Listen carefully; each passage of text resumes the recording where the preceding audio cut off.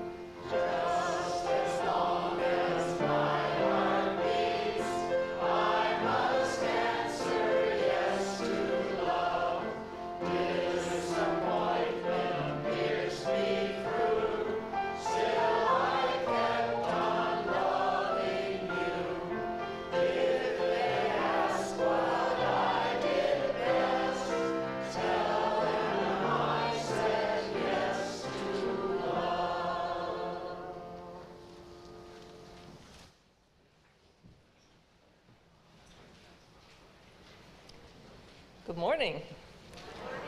I'm Karen Bush. I'm a member of the Board of Trustees, and I'm here to welcome you to today's service at the Unitarian Universalist Church of Sarasota. We especially want to welcome our visitors today, both those of you who are here in person and those of you who are in live stream. All visitors are encouraged to participate in any of the programs we hold at this church. We encourage visitors to find out more about Unitarian Universalism. If you are on live stream, you can simply go to our website on the home page, which you see on the screen, where there is a link, and you can sign up for our virtual guest book. If you do that, your reward will be that you will receive our weekly newsletter by email that alerts you of all the happenings in our church. If you are in person here today, you can also do the same thing by simply going outside the front door to the welcome desk and signing up for our newsletter there. Please join us after the service for coffee and conversation. Actually, today, you can have an even better treat. You can join us for the pancake breakfast that our RE program puts on annually. I understand tickets are still available, and I'm smelling the great wafts coming out of the kitchen. So we look forward to meeting you either at our pancake breakfast or in another venue. Thank you.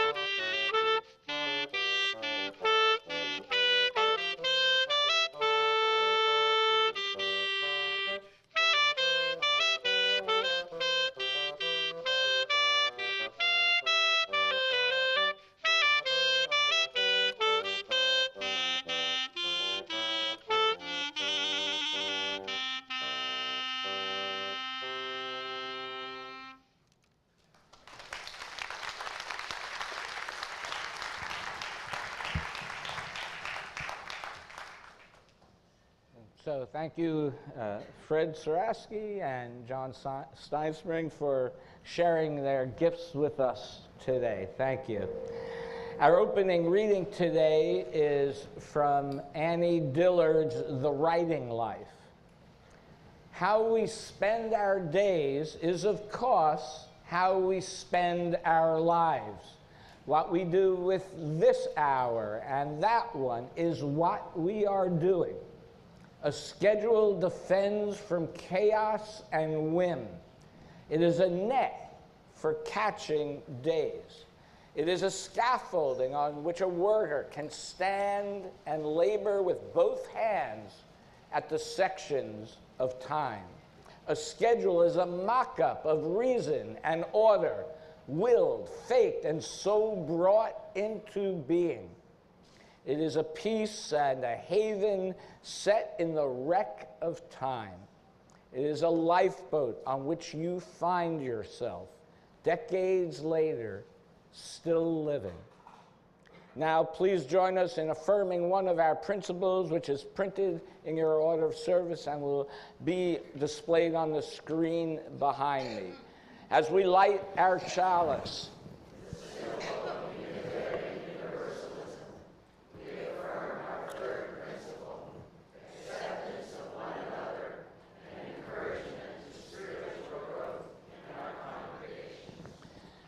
obviously, I cannot light a match and read at the same time, so thank you for participating in that.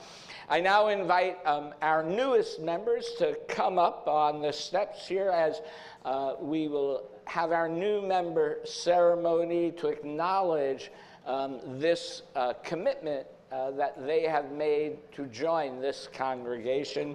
As well, I invite up Joan Bennett, our chair of our membership team, and Bill Payton, the president of the congregation. Ooh, I got it for you. I don't have them. No. That's all right. So I'm not going to say that part. Can't read that on the screen. No. Just going to do this, sir. Now is the time during our service that we honor our newest members and your decision to join our congregation. We encourage you to share with us your creative thoughts, your vital experiences in life, your doubts, and your dreams about what life and our lives together can be. It is a joy, a true joy. I don't know what to do. No, I'm not supposed to be right under the speaker, I guess. I don't know. Anyway, it is, despite feedback. Matter of fact, that expands my joy. It makes it louder for more to hear. Each of you, to welcome you, each of you as a member into our community. Becoming a member of this church is an important step, but it really is only a first step.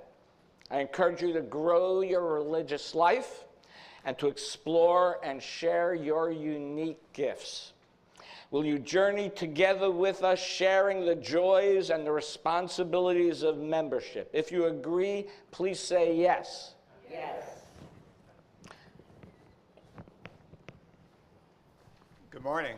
Good morning. I believe I said this yesterday, but we hope that you feel like you have benefited from joining our church, and we know we are better off for you having joined our church, so thank you. Members of the church, will you reach out to these people in friendship, including them in our activities? Yes. Will you walk with them on the religious journey? Will you be open to their unique gifts and perspectives? Yes. Will you extend a warm welcome to each of them, remembering that each of you was once a new member? Congregation have a role in speaking. Up on the board. Yes.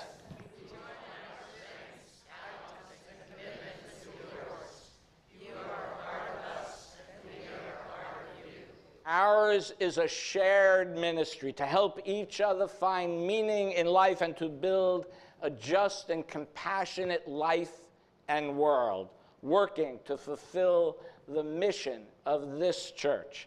Let's all give our new members a round of applause. Let's hear it for them.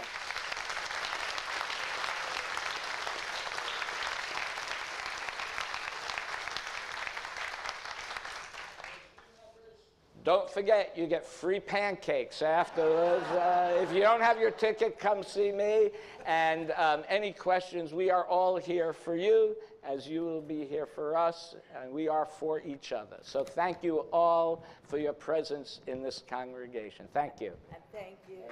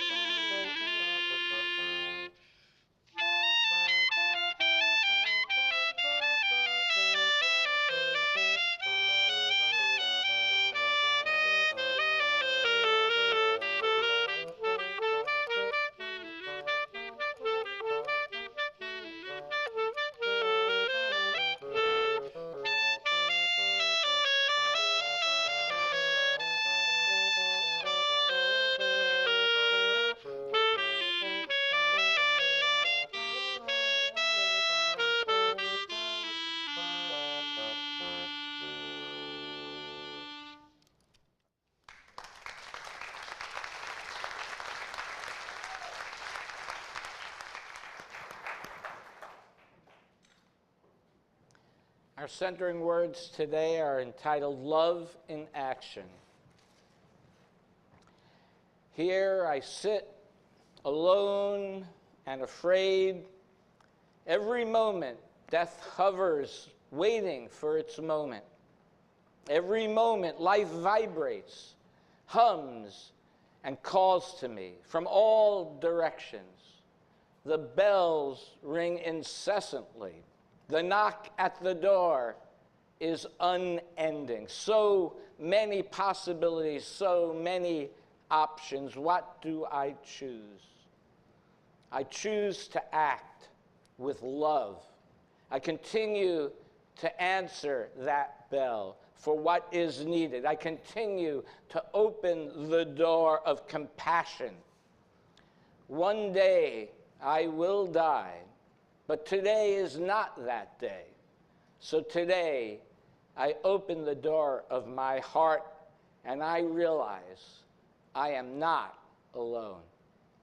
And so now let us take a time in silence to realize and think about what is calling our hearts today.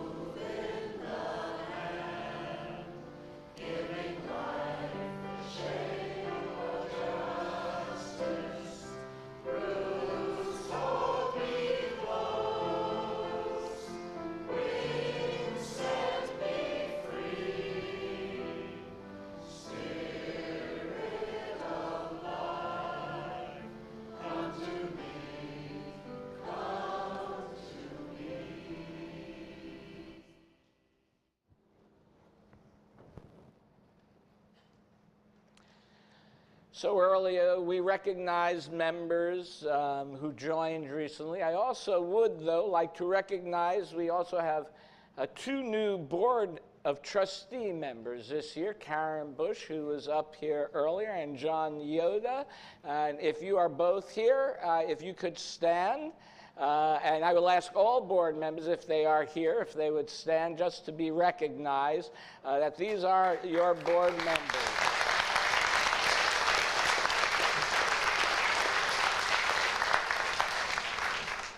Thank you for all that you do.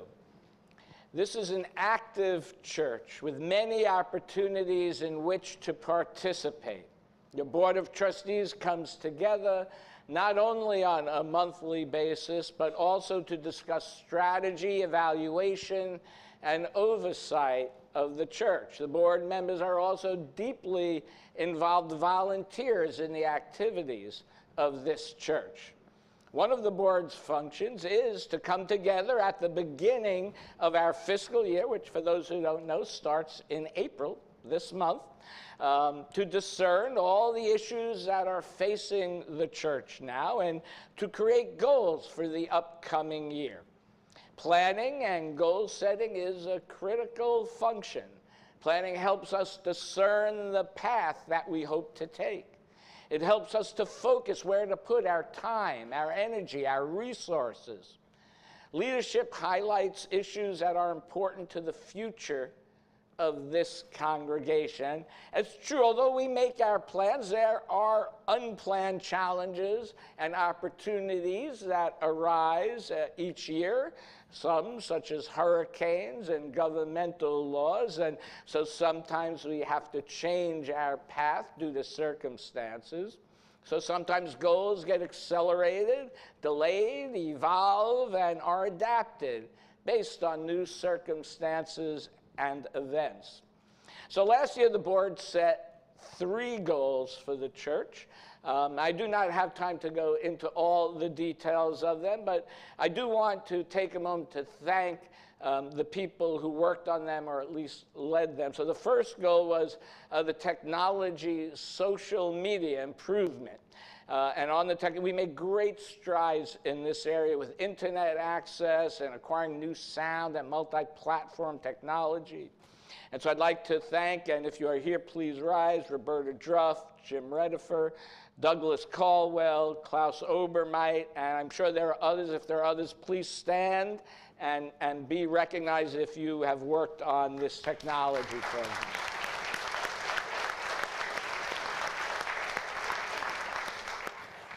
The second goal included efforts towards diversity, equity, and inclusion. And again, I'd like to thank the racial justice team for all their work on these issues, or at least in leading the work on these issues.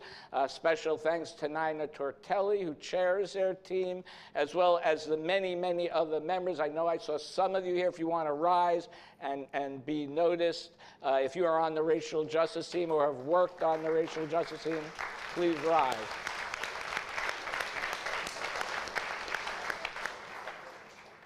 It's hard for people to take credit for things, but things don't happen without people doing them. I want to point that out. The third goal was to diversify the music program. So first, I know he's not here, I want to thank Don DeMaio for his years of volunteering to recruit musicians. And this year, due to the board goal, we actually started a music committee with multiple people recruiting musicians from diverse musical genres. We've hired Don Bryn as our music director. Yeah, that's fine. Special thanks to Mary Lou Kella and Yolanda Stevens, who have co-chaired the music committee this year, as well as all the guest musicians who are members and others from outside our congregations. If you are involved in any way, we have a number of members on the committee. I know I saw some here. If you would like to rise and be recognized, I would let people know that you are working on this, and let's give them a hand. All these goals will continue to evolve over time. And this year, the board has come up with 4 major goals. 2 of these goals evolved from our continuing work on diversity, equity, and inclusion from this past year. And so the first is to carry the 8th principle forward for a congregational vote. During COVID, there were discussion groups on the 8th principle, and the congregation did agree and did write a letter to the Unitarian Universalist Association to support the acceptance of the 8th principle. And then after our workshop, Building a Culture of Inclusion, we have learned there are now 241 congregations that have passed and established the 8th principle for their own congregations, not waiting for the Unitarian Universalist Association to pass it. And so we thought, why not us as well? The second goal is to develop a community of communities. Its purpose is to develop and implement a structure to improve member engagement, create intra-church collaboration and communication amongst our various church communities.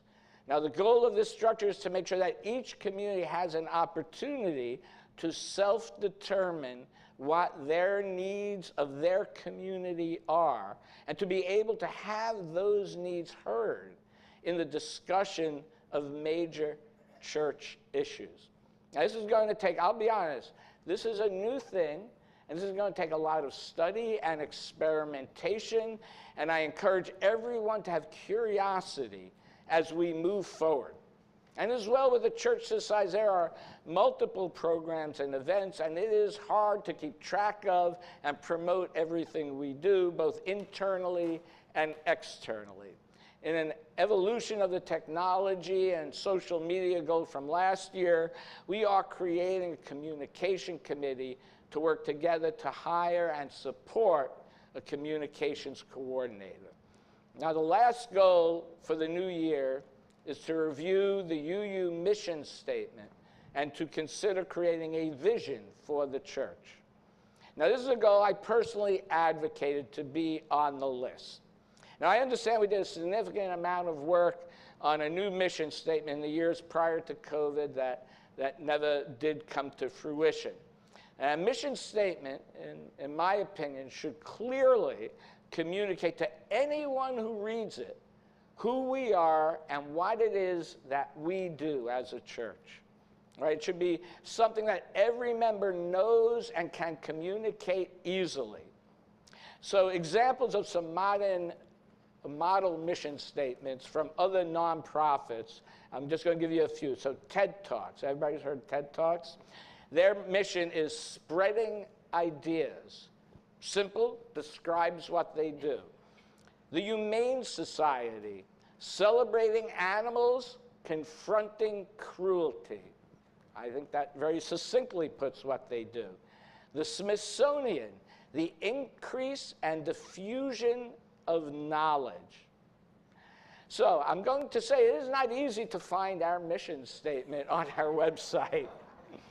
But I am always a curious and persistent person, and it is in our bylaws, and it states, our mission is to provide and perpetuate the principles of Unitarian Universalism, to provide the motivation and means to serve the wider community, to promote justice, tolerance, and compassion in ourselves, among ourselves, and in the wider community.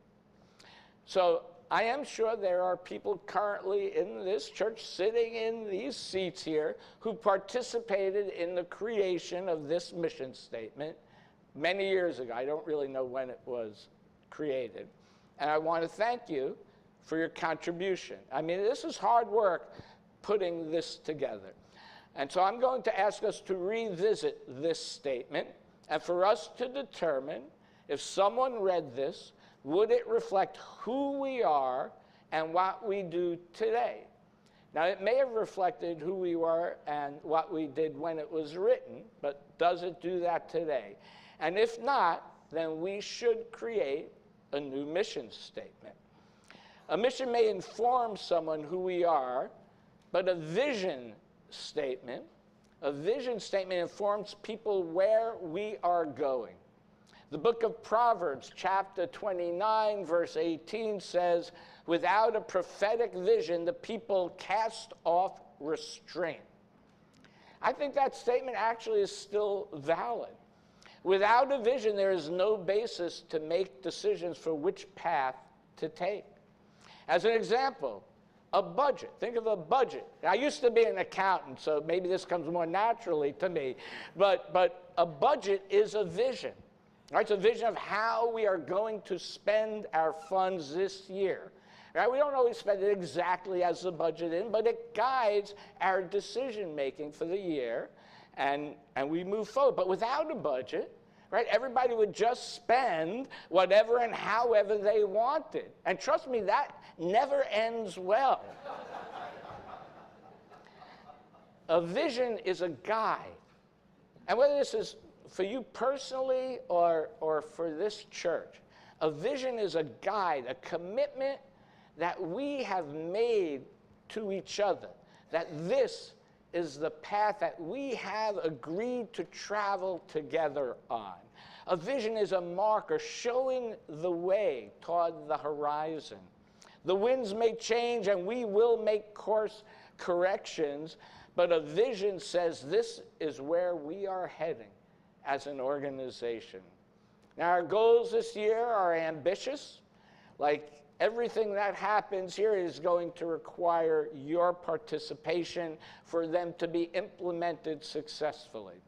I often say communication is the key to success, and so therefore the board is creating congregational conversations, and these will happen in person, on Zoom, hopefully within your committees and teams as well.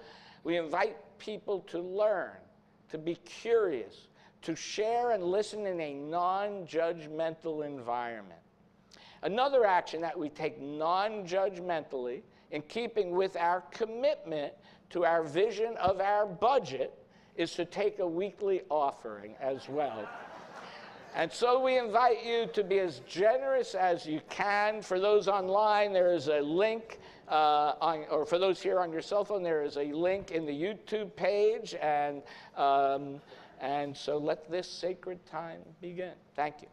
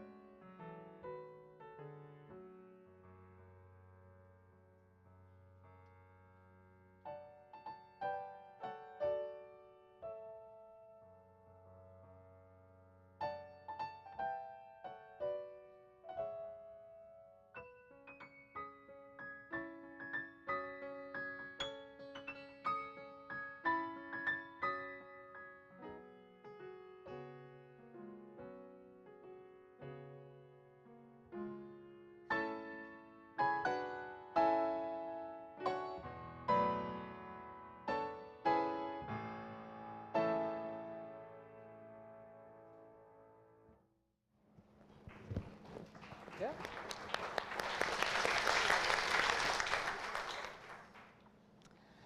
Our next reading is a poem by Marge Piercy entitled "To Be of Use." The people I love the best jump into work head first, without dallying in the shallows, and swim off with sure strokes almost out of sight. They seem to become natives of that element, the black, sleek heads of seals, bouncing like half-submerged balls. I love people who harness themselves, an ox to a heavy cart, who pull like water buffalo with massive patience, who strain in the mud and the muck to move things forward, who do what has to be done again and again. I want to be with people who submerge in the task, who go into the fields to harvest and work in a row and pass the bags along, who are not parlor generals and field deserters, but move in a common rhythm when the food must come in or the fire be put out. The work of the world is common as mud. Botched, it smears the hands, crumbles to dust, but the thing worth doing well, the thing worth doing well done has a shape that satisfies, clean and evident. Greek amphoras for wine or oil, Hopi vases that held corn are put in museums, but you know they were made to be used. The pitcher cries for water to carry, and a person for work that is real. And now, once again, beautiful music.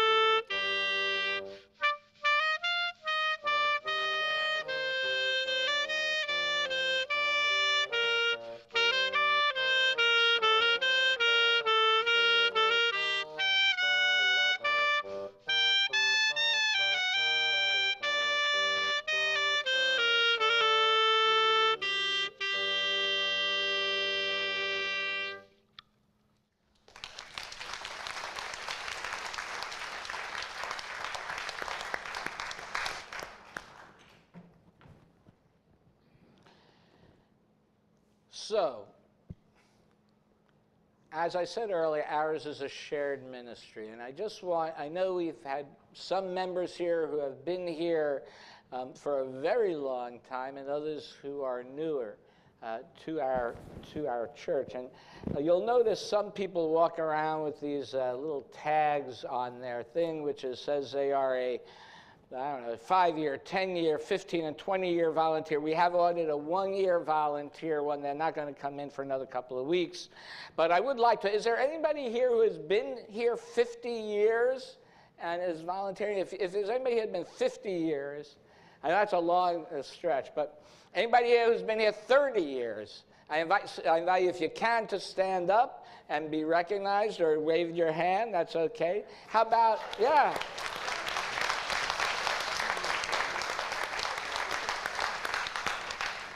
How about anybody who's been here 20 years? Anybody who's been here 20 years and been volunteering?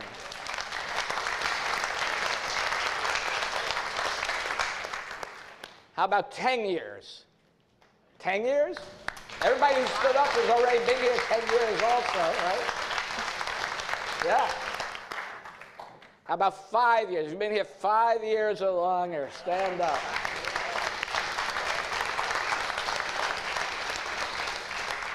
How about anybody who's been here a year? A year. Anybody been here? Nobody's been here a year?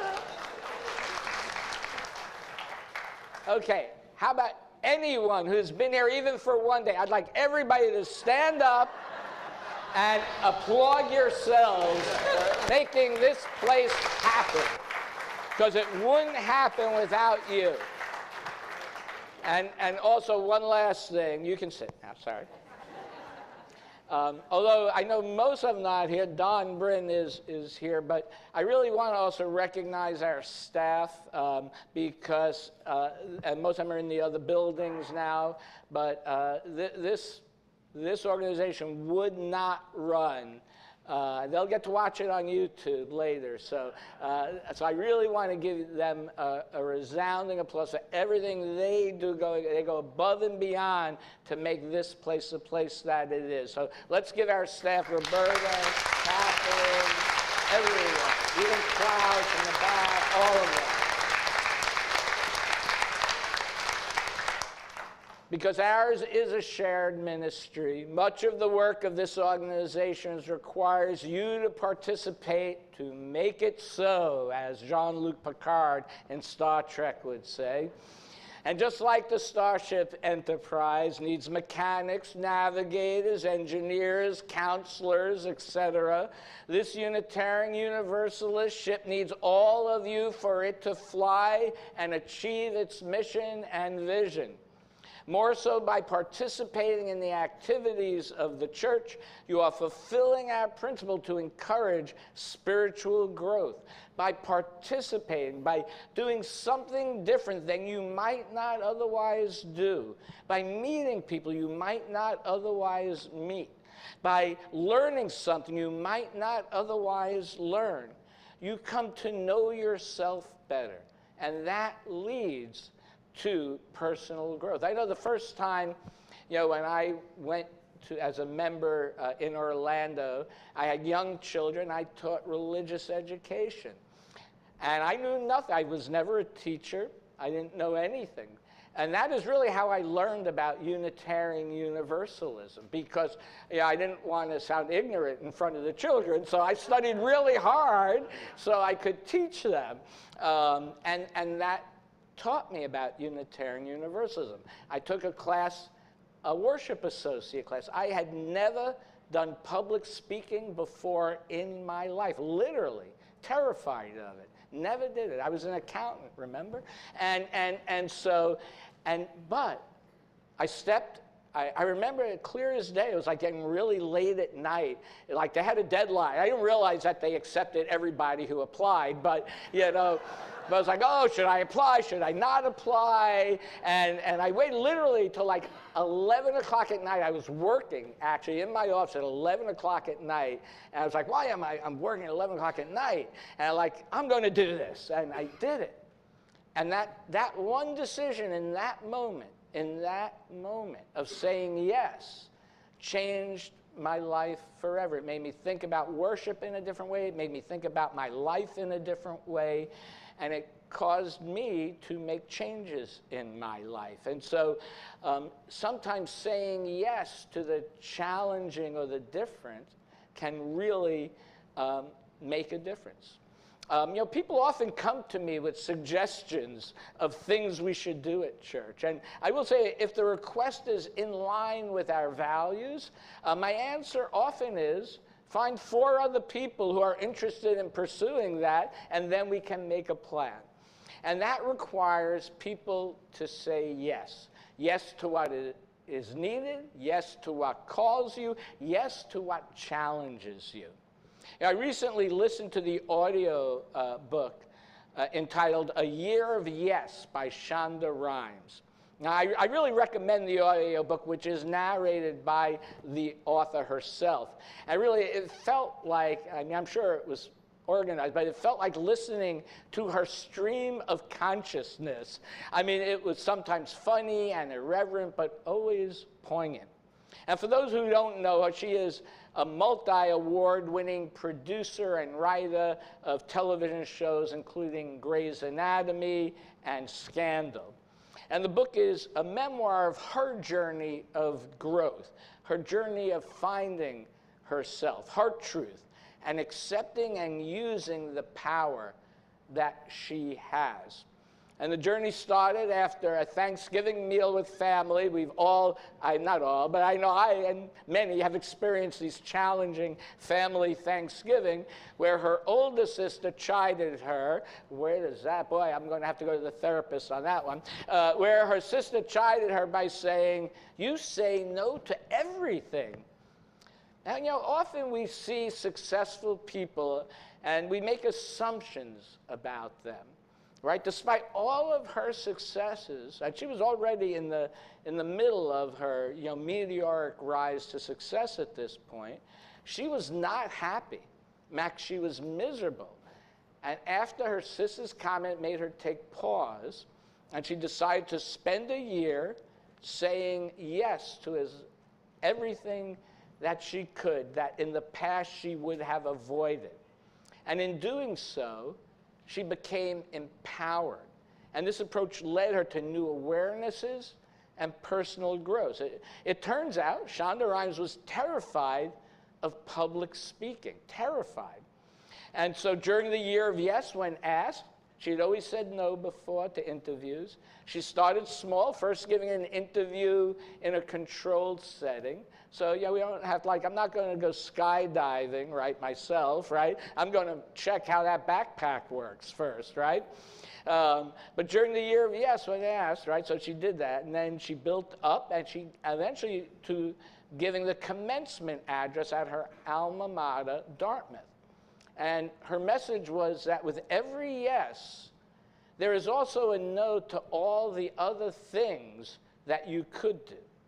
And she says, and I quote, "No one does it perfectly," right? Something is always lost. Something is always missing.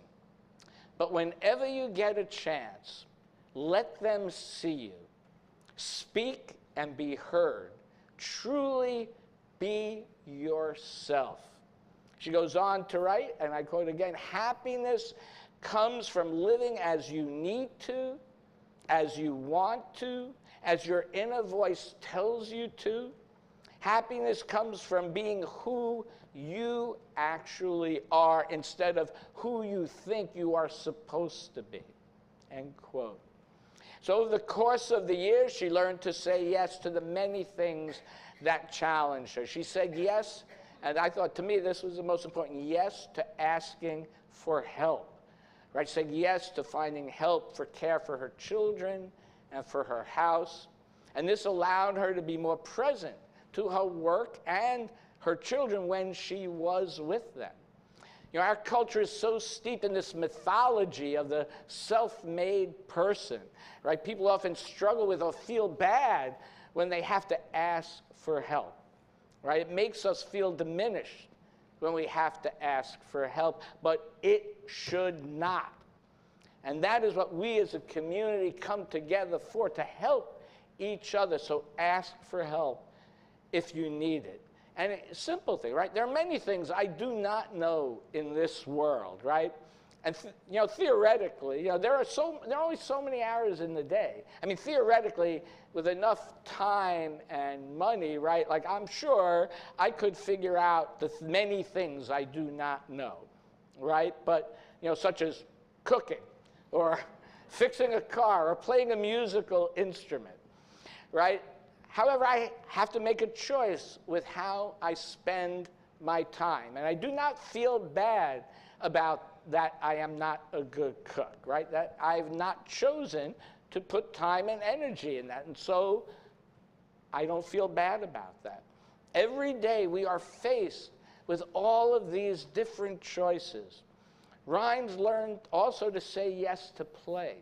Not all day, but enough to bring joy into her life. She was working like 20 hours a day, and she realized that she didn't spend any time with her children, right? And so she said, when we bring joy into our life, it positively impacts our entire life, even if it's for a short period of time. Every day we should make time for joy. She also learned to say yes to having difficult conversations with people. She writes, and I quote, "No matter how hard a conversation is, I know that on the other side of that difficult conversation lies peace, knowledge, an answer delivered. Freedom lies across the field of the difficult conversation," end quote. So the truth is, saying yes, especially to difficult things, requires us to change. It requires us to recognize that we are all unfinished creations. It requires us to make a commitment. Right, I could say I want to learn how to play a musical instrument, but if I don't buy an instrument and take lessons and practice, it is just a dream, not a yes. And Rhymes writes, and I quote, "It can be easy, comfortable to say no. It keeps the status quo. It's hard work that creates change. I think a lot of people dream," she goes on, "and while they are busy dreaming, the really happy, the really interesting, the really engaged people are busy doing," end quote. And so I invite you to say yes. I invite you to say yes in your life to whatever is calling you. I invite you to say yes in your life to the things that challenge you. I invite you to say yes to something new that you have not done before. Maybe join the stewardship committee on church, I don't know. Or join the choir, or any one of the many millions of programs we have here. I don't know why that's the first one that popped up. But there are many opportunities to explore. And so first, explore yourselves. Explore your talents, known and unknown. We often, until we try something, we don't realize we have the capability to do something. Explore new ideas. Expand your horizons. Widen your lens of view of how you see the world. And not only to discern your vision, but to experiment, working how to make it real, whether for your life or for this church. It requires experiment that sometimes fail, sometimes show us a new way to go forward. But we have to constantly be exploring and experimenting. And so whatever comes your way, whatever challenges we face, however far that horizon, we are committed to this journey together with each other as members of this church. We are committed to Unitarian Universalism in all of our wholeness. And so when you have to make a choice, and there are often many choices, difficult choices we have to make, I invite you to try saying yes. And when that choice is difficult, try always to say yes to love yourself and to love each other. May it be so. I now invite you to rise in body and or spirit for our closing hymn, number 311, Let It Be a Dance.